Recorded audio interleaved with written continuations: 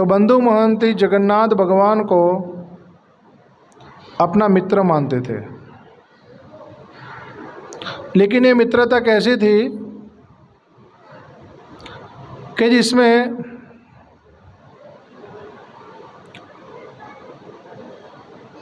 मित्र को ज़्यादा कष्ट नहीं दिया जाता। ये नहीं कि कुछ आवश्यकता पड़ी तो तुरंत मित्र से मांग लिया जाए। मित्र का ऐसा दुरुपयोग नहीं किया जाता।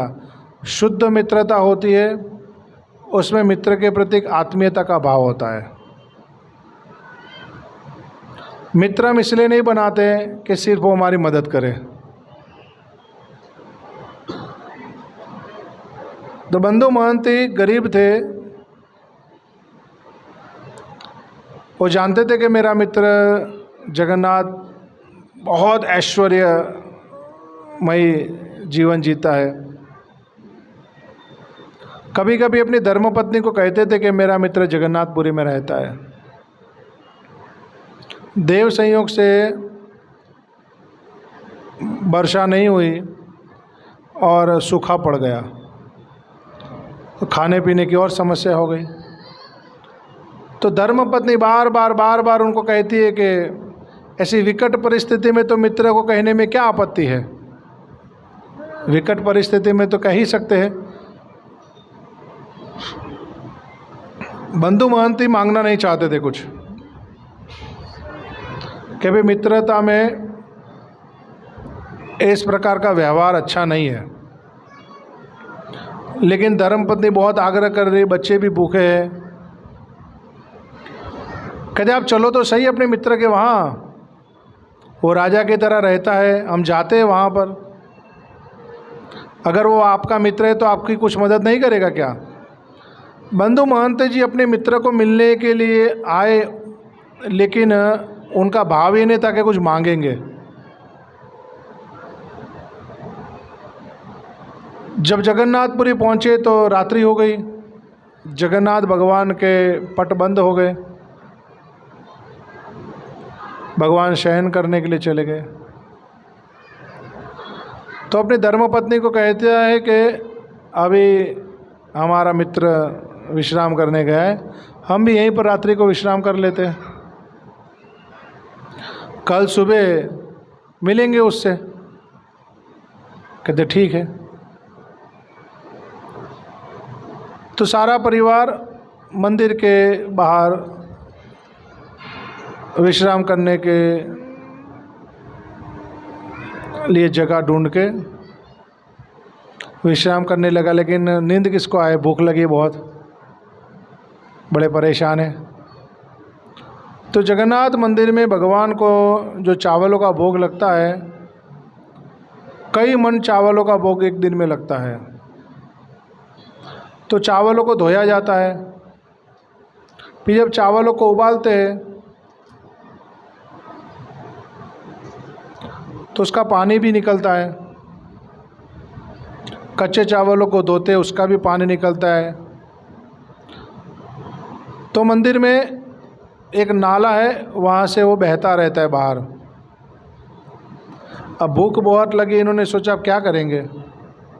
तो धोए हुए चावलों का जो पानी है वो एक मटके में ले आए,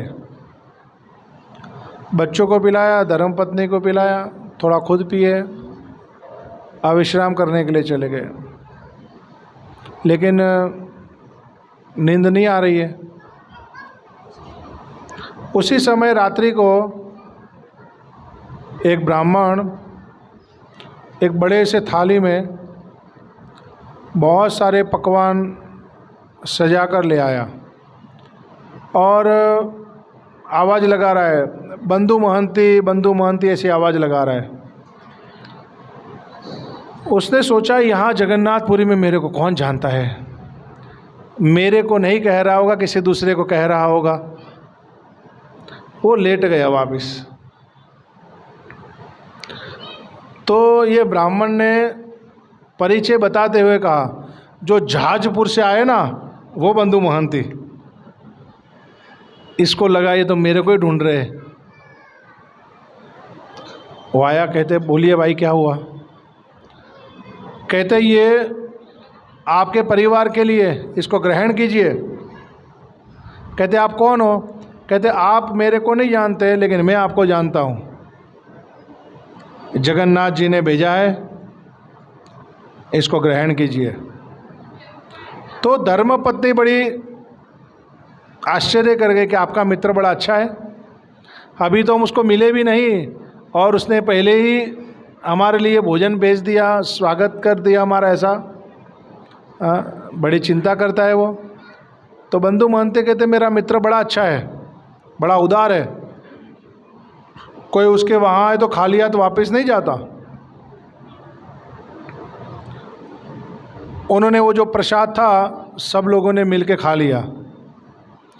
अब वो जो थाली है वो सोने की थी, अब थाली को कहाँ रखे, वो ब्राह्मण को देने के लिए ढूंढ रहे, तो ब्राह्मण तो है नहीं वहाँ पर। उन्होंने सोचा कल सवेरे ढूंढ के दे देंगे। उन्होंने अपनी धोती में थाली बांध के रख ली। सवेरा हुआ, पुजारी लोग जगन्नाथ भगवान के मंदिर में गए, भगवान को उठाया, अब भोग लगाने जा रहे, तो भगवान की जो मूल थाली है वो है ही नहीं वहाँ पर। तुरंत राजा को सूचना भेजी।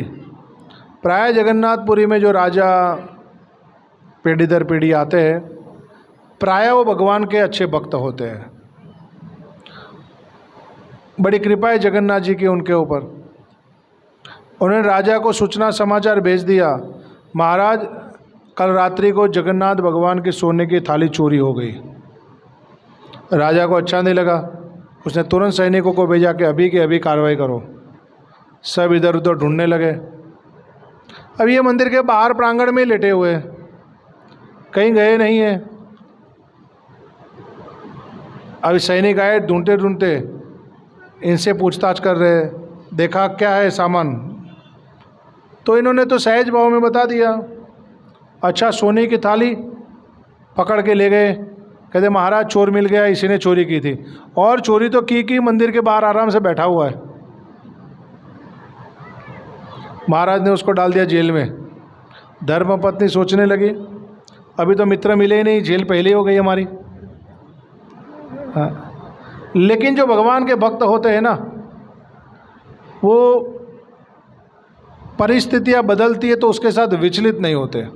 यही उनकी महानता, या कह लीजिए यही उनकी भक्त होने का एक प्रमाण होता है कि परिस्थितियों के साथ उनकी भक्ति के ऊपर प्रभाव नहीं पड़ता कोई। वो भक्ति जिस प्रकार अनन्य भाव से करते होते वैसे ही करते रहते हैं, क्योंकि जो 3 गुण हैं वो उनके ऊपर असर नहीं डालते। वो तो जेल में आराम से बैठ के प्रभु भजन कर रहे हैं। जगन्नाथ भगवान को अच्छा नहीं लगा। जगन्नाथ भगवान ने राजा को सपने में कहा, तेरे घर पे कोई मेहमान आए तो तू क्या करेगा। तो उसको बुलाएगा, बिठाएगा, उसके कुछ सेवा करेगा, उसको खिलाएगा पिलाएगा ना। कहते हाँ। कहते तो फिर मेरे घर पे मेहमान आए, मैंने खिलाया पिलाया तो तुमको क्या आपत्ति है। मैं खुद थाल लेके गया, मैंने अपने भक्त को खिलाया और तूने उसको जेल में बंद कर दिया। वो मेरा मेहमान था। जब भगवान ने ऐसे डांट लगाई तो घबरा गया। भगवान ने कहा अभी उसको जेल में से बाहर निकालो और तुम जिस रथ के ऊपर भ्रमण करते हो ना, उस रथ के ऊपर उसको बिठाओ और जगन्नाथपुरी में उसको घुमाओ कि ये भगवान का मित्र है, बंधु महंती, और भगवान ने इसके लिए स्वयं अपना प्रसाद भेजा था। तो सबको पता चले तो राजा भयवश आया जेल में, उनको कारागृह में से मुक्त किया। राजा प्रणाम कर रहा है, बंधु महंती सोच रहे क्या हो गया।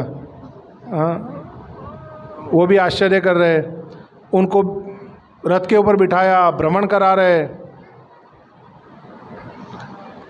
अब बंधु महंती की धर्मपत्नी सोचती है कि ये अद्भुत लीला समझ में नहीं आ रही, मित्र तो भी मिले ही नहीं, भोजन आता है फिर जेल में डाल देते हैं, फिर रथ के ऊपर भ्रमण कराते हैं। जगन्नाथ भगवान ने पूरे जगन्नाथपुरी में दिखाया कि जो मेरा भक्त है बंधु महंती, मैं उनसे कितना प्रेम करता हूँ। फिर सारे परिवार के लोग गए और भगवान जगन्नाथ जी के दर्शन किए। उनकी धर्मपत्नी को बताया उन्होंने, यही मेरा मित्र है जो सिंहासन के ऊपर बैठा है ना। तो भगवान को जब हम मित्र मानते तो भगवान मित्र की तरह व्यवहार भी करते हैं। भगवान तो मित्र के लिए रथ भी चलाते हैं, ड्राइवर भी बन जाते हैं, लेकिन वो मित्र उसी भाव से भगवान की सेवा भी करते हैं, तब जाके भगवान उनके ड्राइवर बनते हैं। वो ड्राइवर बनाना नहीं चाहते, भगवान खुद स्वयं से इच्छा से बनते हैं अपने भक्त के लिए। तो इसी प्रकार जगन्नाथ भगवान कलयुग में अनेक जीवों के ऊपर दया करते हैं।